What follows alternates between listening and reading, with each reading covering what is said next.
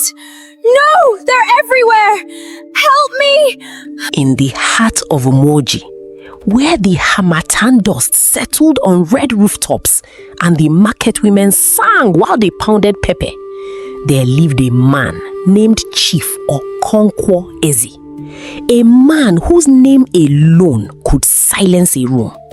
He was wealthy, he was respected, and he had one daughter, Adaeze, whom he loved the way a man loves the only proof that he did not live in vain.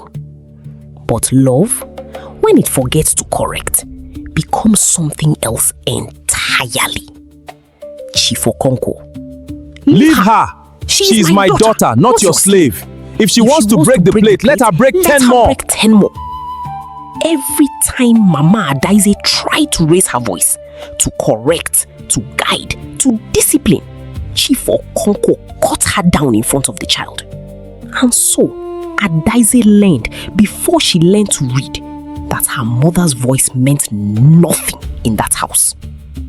By the time she was a grown woman, Adaeze did not walk into a room. She arrived in it.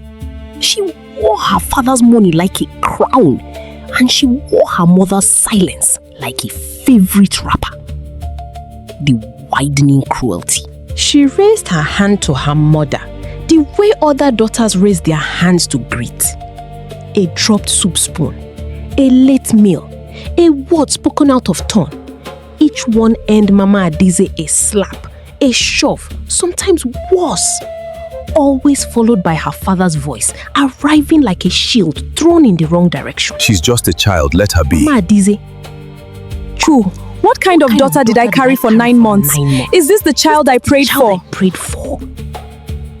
The elders of Umoji watched and shook their heads. The women at the market lowered their voices when she passed. And still, nobody could touch her because her father's money paid for the very ground they stood on. It happened on an ordinary Tuesday. Chief Okonkwo left for his timber yard the way he always did, whistling, tapping the roof of his car twice for luck. He did not know it would be the last time his compound would hear that sound. A truck loses its brake on the Umoji-Onitsha road. A crowd gathers. A wrapper is used to cover a face.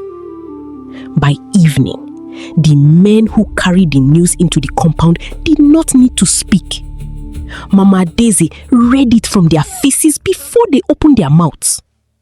The hospital had tried. The doctors had tried. But Chief Okonkwo Eze was gone. Adaeze, falling to her knees, screaming into the compound dust. Papa, get up! Who will talk for me now? Papa! It was perhaps the most honest thing Adaeze had ever said. Though even in her grief, she did not weep for the man. She wept for the shield he had been. Without Chief Okonkwo's hand guiding the timber business, it collapsed within a season. Debt surfaced that no one knew existed. The big house was sold to settle them. What remained for Adaeze and her mother was a small 2-room house at the edge of the village, and a hunger that had never visited them before. But poverty did not humble Adaeze. It only sharpened her tongue.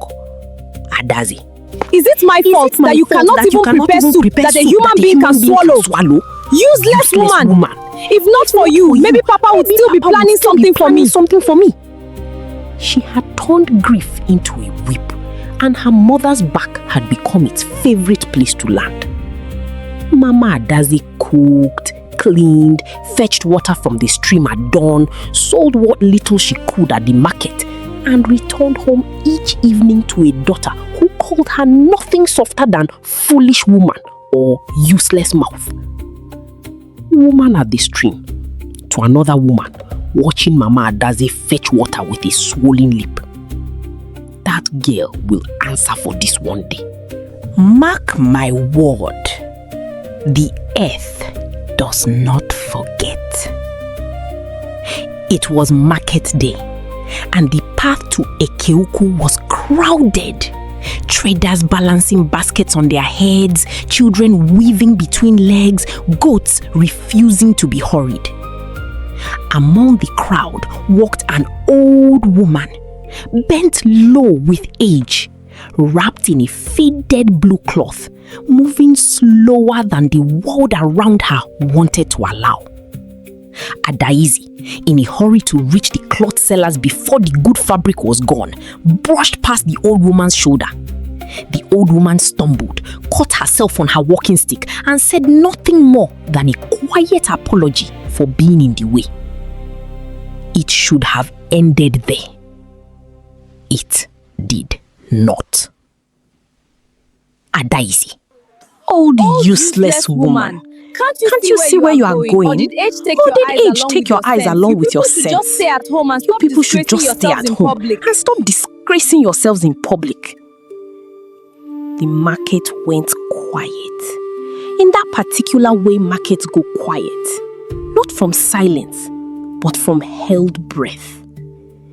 The old woman straightened her back slowly. And when she lifted her face to Adaeze, her eyes were no longer the tired eyes of an old trader. They were black and deep and very old in a different way. The old woman. You have a sharp mouth for a girl who does not yet know what her own body can carry. Adaeze laughed, the careless laugh of someone who had never once faced a consequence, and walked on, calling back over her shoulder. Old witch, go and meet my father's grave and complain to him. Since you people like talking rubbish. The old woman does not chase her. She simply stands still in the moving market, and the dust around her feet begins to lift on its own, though there is no wind. Tonight you will sleep as a proud daughter of a dead king. Tomorrow you will wake as something the earth itself is ashamed to hold. Let your body learn the humility your mouth refused. She turned, and where the crowd should have swallowed her slowly, she seemed instead to simply not be there anymore. Gone between one blink and the next. A trader nearby would later swear the old woman's footprint in the dust turned to smoke and blew away.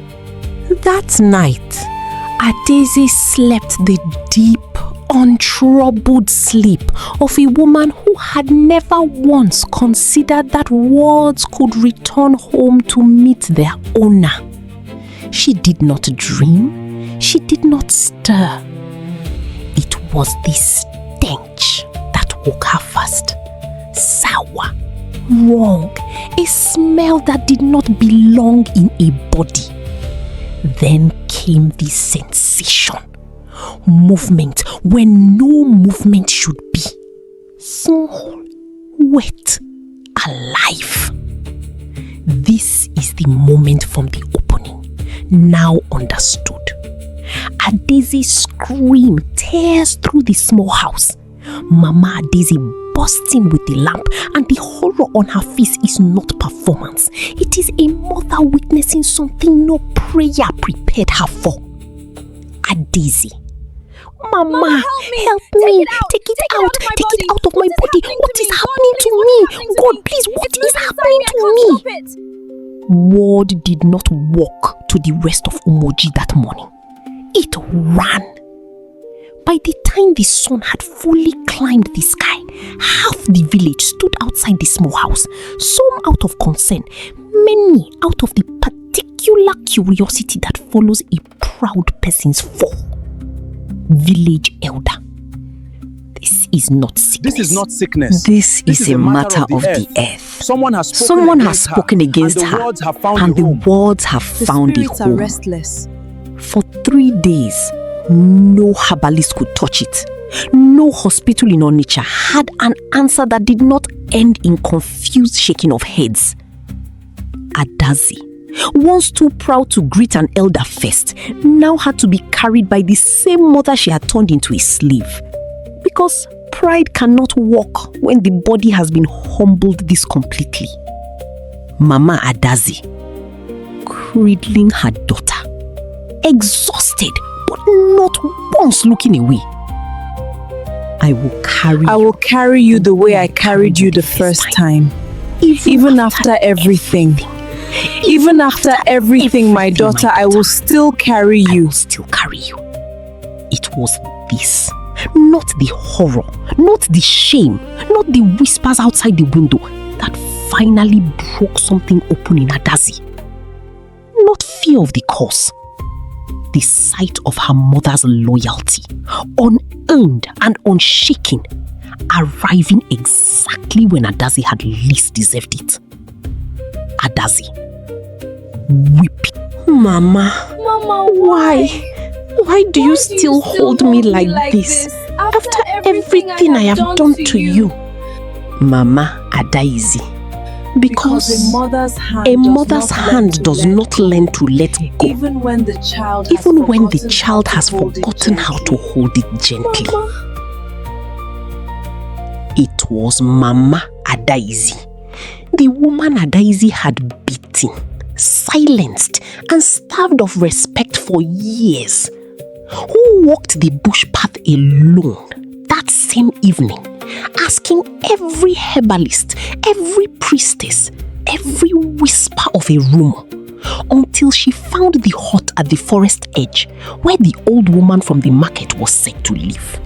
She knelt in the dirt outside that hut until nightfall. Mama Adaeze, I am not here to defend what my daughter said to you. She was wrong, and the earth has already told her so. I am here to beg for the mercy she does not know how to ask for herself. She is still my daughter. Please. The door of the hut opened slowly, and the old woman stood there, studying the kneeling mother for a long moment. The old woman. I did not curse her for the brush of a shoulder. I cursed her for a mouth that has forgotten how to bend. But I see now that you have carried more weight than a mother should carry alone. And it is not right that your back pays for her tongue's death forever. The old woman came the next morning, walking slowly through a village that parted for her without being asked to. She found Adaeze exactly where shame had left her, unable to stand, unable to hide, finally unable to perform strength she did not have. The old woman. Tell me, daughter of Okonkwo, in your finest days, wrapped in your father's money, did you ever once kneel for anyone? Adaeze, barely able to lift her head. No, Mama, I knelt for no one, not even for the woman who bore me. The old woman. Then kneel now. Not to me, to her. To me. To her. Adaeze, with what strength remains in her weakened body, drags herself across the floor to her mother's feet. The village elders at the doorway watch in silence. Mama, forgive me. Forgive me for every night I made you sleep in fear inside your own house. Forgive me for every mark I left on a body that only ever tried to protect me. I did not deserve you, and I know that now. Mama Adaeze wept. Not the tears of a woman finally vindicated, but the confused, complicated tears of a mother who had wanted this apology so long that receiving it almost hurt more than never having it at all. The old woman. The earth heard your mouth when it when it cursed. Now let it hear your mouth when it kneels. Let it hear your a mouth true bending clears when what it a kneels. true insult planted. A true bending clears what a true insult planted. She touches Adaeze's forehead with a single finger. There is no dramatic light, no thunder, only a long, shuddering breath leaving Adaeze's body, as though something old and rotten has finally been permitted to exit. One season later, Adaeze rose from that bed a different woman. Not instantly and not without scars that would remind her for the rest of her life of exactly what pride left unchecked can summon. She sold what jewelry remained. She rebuilt plank by plank alongside her mother rather than above her. She greeted elders first now and meant it. The villagers who once crossed the road to avoid her began slowly to greet her again. Not because she was rich, she no longer was, but because she had become someone worth greeting. Adaeze, at the stream, helping her mother lift a water pot she once refused to touch. Mama, I used to think respect was something people owed me. I did not know it was something I had to plant first. Mama Adaeze, then plant it well, my daughter.